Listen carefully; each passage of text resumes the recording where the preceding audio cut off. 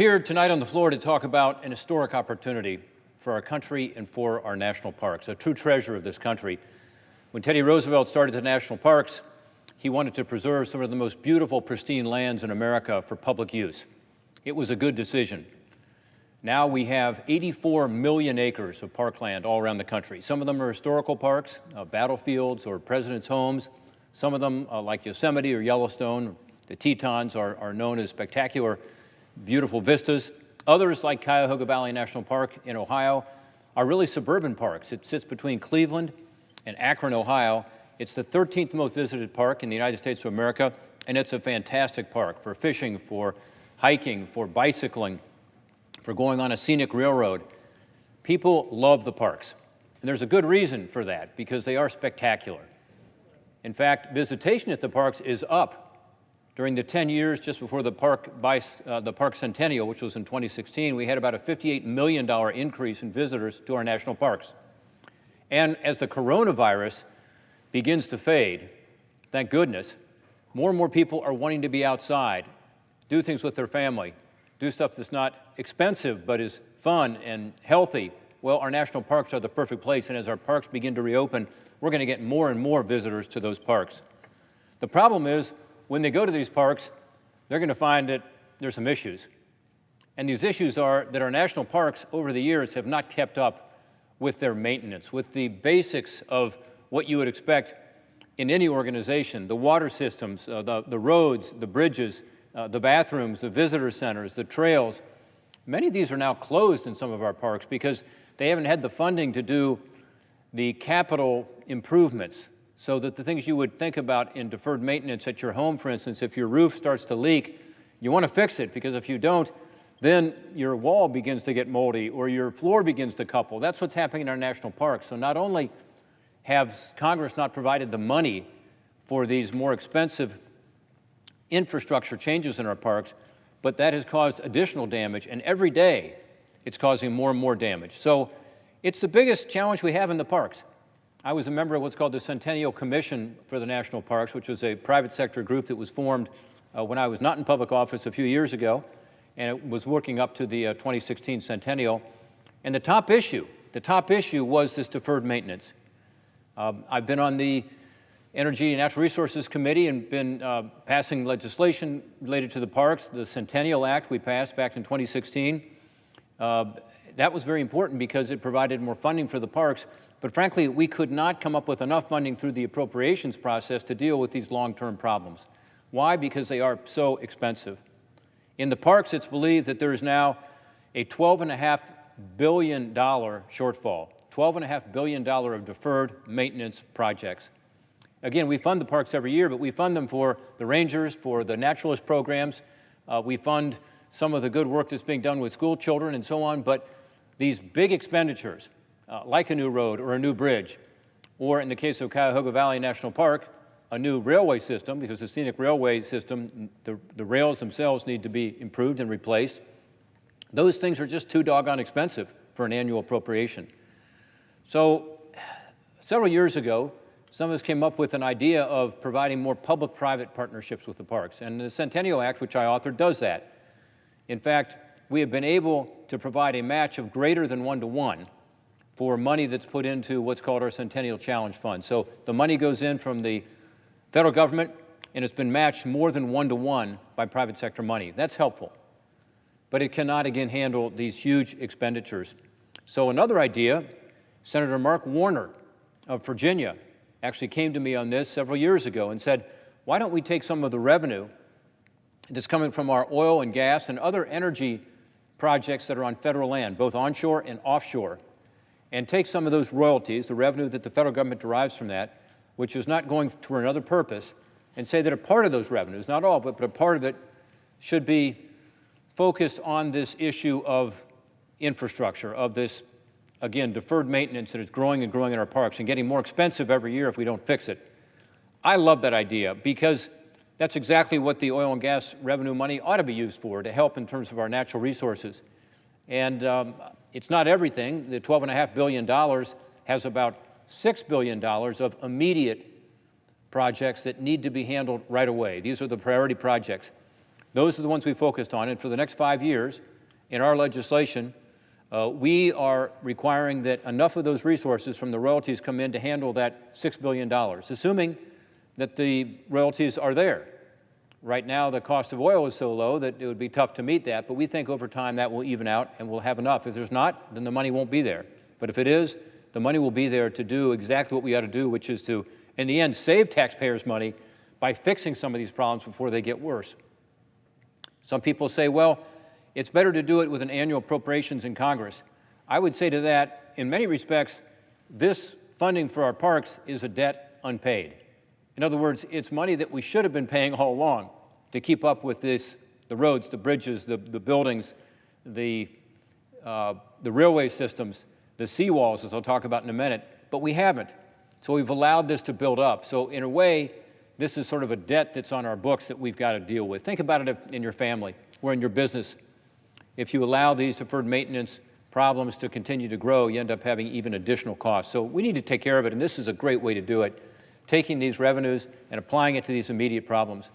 By the way, there's a lot of discussion here in Congress over the years about shovel-ready projects. So when you do infrastructure spending, you want it to be shovel-ready. These are shovel-ready because they've been vetted. We require the Park Service to provide us every year what are their infrastructure needs, what are their priority infrastructure needs, and to rank them. So for every single national park property in America, we know what it is. As an example, here, this is the William Howard Taft birthplace in my hometown of Cincinnati, Ohio. As you can see, the ceiling is leaking. And what happens is the ceiling leaks, and then the wall is getting damaged, and the floor is getting damaged, and some beautiful furniture here from the Taft era is getting damaged. So we need to fix it. It's a big expense, because really it's the entire roof that's got to be repaired. And their annual budget is not nearly enough to do that. They have an annual budget. It takes care of a few park rangers who are naturalists and interpreters. They have a lot of school kids that come through as an example, and others who want to see the history of William Howard Taft's upbringing, who was Chief Justice as well as President of the United States. But no way is their annual appropriation from Congress adequate to do something like that. It needs these kinds of additional resources. Here we are at the Cuyahoga Valley National Park. This is one of the buildings, as you can see, that's not in great repair. They don't have the money to take it down. And they don't have the money, certainly, to be able to repair these kinds of buildings. All they want to do with this building, by the way, is take it down. It's a hazard because, as you can imagine, it's attracting crime and drug use and other issues. So they've got several buildings like that. Here's another one. This is the railway I talked about at the Cuyahoga Valley National Park. I'm here with the park director. This ranger is a guy who has been all around the country, and he told me that at every single one of our parks, he has had to work through this issue of how do you take our budget and be sure you have the rangers, have the naturalist programs, can keep things just in order, but then don't have enough to pay for these big expenses. We're right near a bridge here, which is also falling down. When the bridge is falling down, people aren't going to be able to access the trail and the bike trail.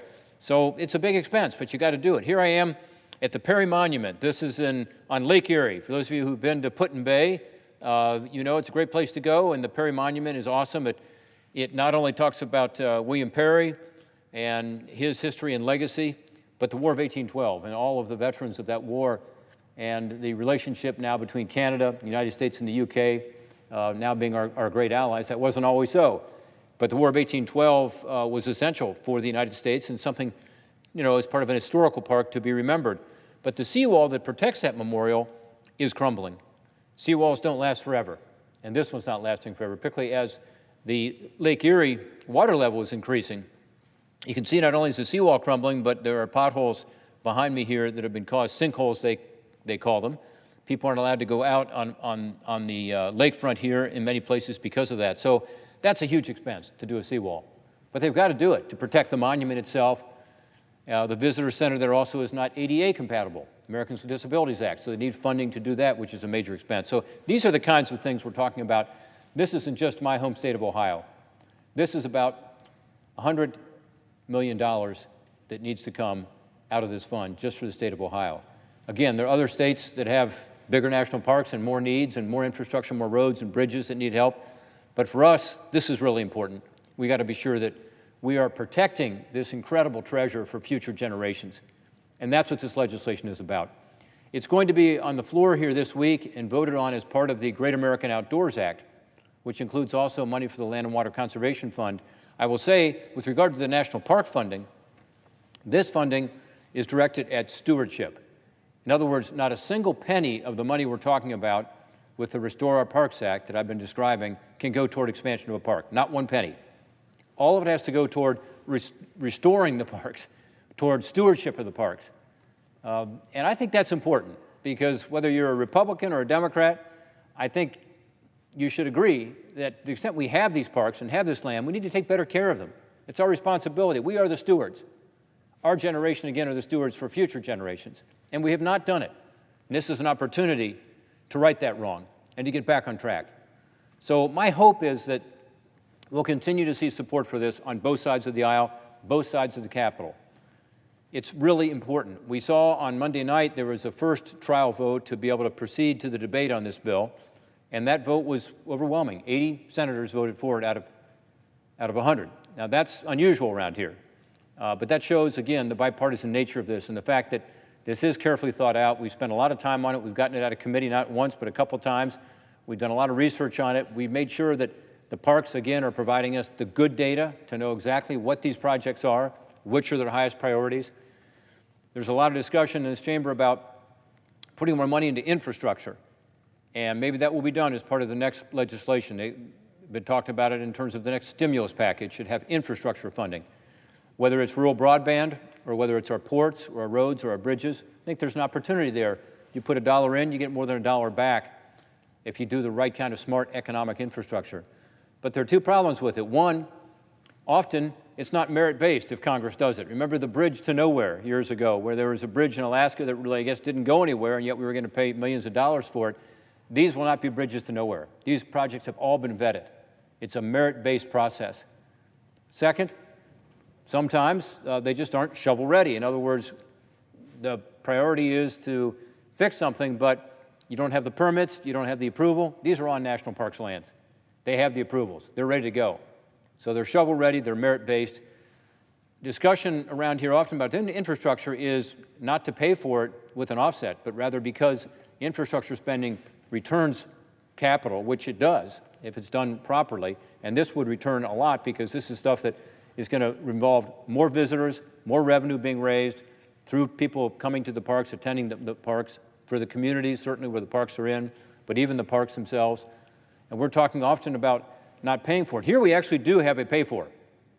It's not a traditional pay-for, I acknowledge that, but it is funding that comes from the royalties, again, from offshore and onshore oil and gas and other energy projects that goes in to fixing our national parks. It's our responsibility as stewards to do that. My hope is that what we'll see tomorrow and the next day, and maybe into next week, depending on how long people want to debate this, that we can continue to have the support that we saw on Monday night for our parks. It's one of the true treasures of our country. It's a great asset that, if we don't fix it, will not be there for future generations, because these things, once they start to crumble, once the seawall is gone, the monument is gone.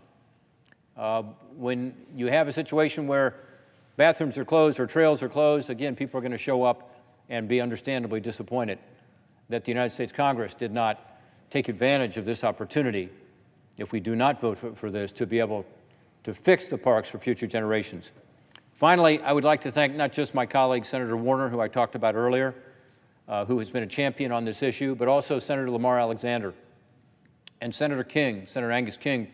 Senator Alexander has been involved in these issues for many years. Back in the Reagan administration, he was on another commission. I mentioned the Centennial Commission for the Parks. He was on another commission about the great outdoors, which recommended dealing with this issue. Again, it's been the top issue for our national parks. If we can pass this legislation, $6.5 billion over the next 5 years for our national parks, this will be truly historic.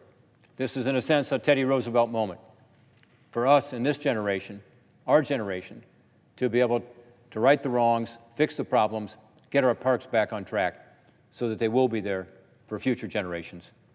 I also want to thank the President of the United States and his cabinet, because they've been helpful in this.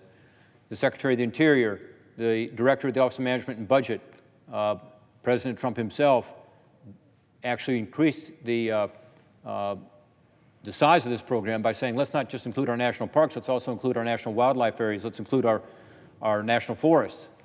And so this is even a broader program than just the national parks now. But this is really important, and it was in the President's budget each of the last 3 years, and I appreciate that. And that gives us a chance, again, to talk about how to get this not just through the Senate and through the House, but actually signed into law, because the President's prepared to sign it if we can get our work done here. So I hope my colleagues will, again, do what they did on Monday night, recognize that this is an important initiative at a time when our country is once again polarized and we have plenty of issues between the coronavirus and what's happening on the streets. Isn't it good to see something that can bring our country, our Senate, our House, and our President together to do something that's important for future generations? Thank you, Mr. President. I yield back.